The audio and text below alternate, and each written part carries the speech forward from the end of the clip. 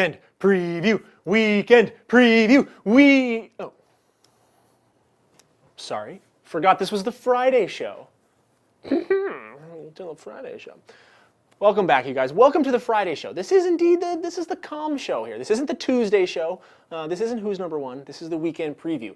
This is where I sit down, I talk to you about the weekend, what's hot, what's on tap. Not a beer show, but what's on tap for cyclocross racing this weekend, what you should be paying attention to.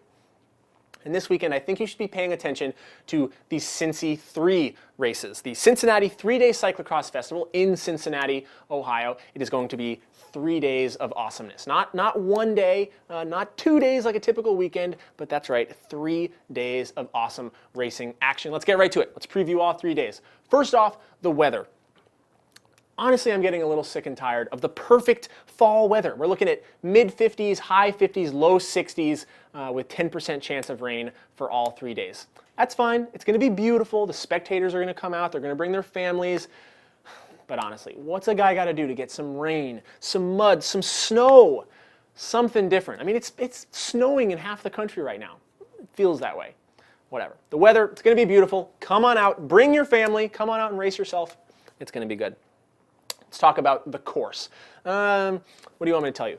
There's a few things about this course. One of the things I like about it, it's got one of my favorite sand pits out there. It's not a long sand pit, but it is a good sand pit. You look at a race like Boulder Cup just a couple weeks ago. They had a sand pit, but it was one of those things, everybody rides through it. It makes that one perfect rut just like that, and then everybody that comes through can just blast through, no problems. Cincinnati has a good, deep, dense, churned up sand pit that keeps you on your toes. You got to have your A game to be able to ride through it, and there will be people that are forced to get off and dismount. The other thing I look at on this course that is really important to this race is the hills. Not a long, drawn-out hill, but very short, very punchy climbs. And you come into them a lot of times with really awkward approaches. So there's these downhill off-cambers where you turn right, you get out of the saddle if it's dry, you punch over this climb for 10 seconds, then you go back down, you punch up again, you go back down, you punch up again. So they make good use of the hills, they make them very technical. Still a climber's course in that you have to have good power to weight and good explosiveness, but it also favors a good climber who is also a good bike handler. Let's talk about the start list. Honestly, it would be easier if I just had a list of like who are the 20 best North American cyclocross racers, because that's just who's going to be here.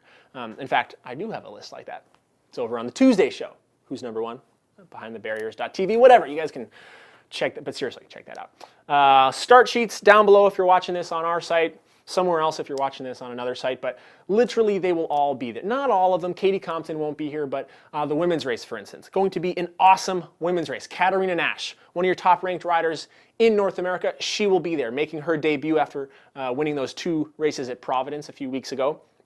She'll be going up against a new and improved Elle Anderson, who she went through her sort of down spell in Boulder. She came back one Sunday last weekend at the St. Louis race, the Gateway Cross Cup. So we got Elle going up against Katarina Nash. Then you got Meredith Miller coming back over after a 6th place ride at the World Cup. Katie Antonou coming back after a top 10 ride at the World Cup. Nicole Duke, so on and so forth. Those women's races for 3 days in a row. Going to be sick. Can't wait for those. On the men's side, finally, it feels like Boulder was only, I guess, 3 weeks ago. It feels like a month. I guess that's not much of a difference. Whatever.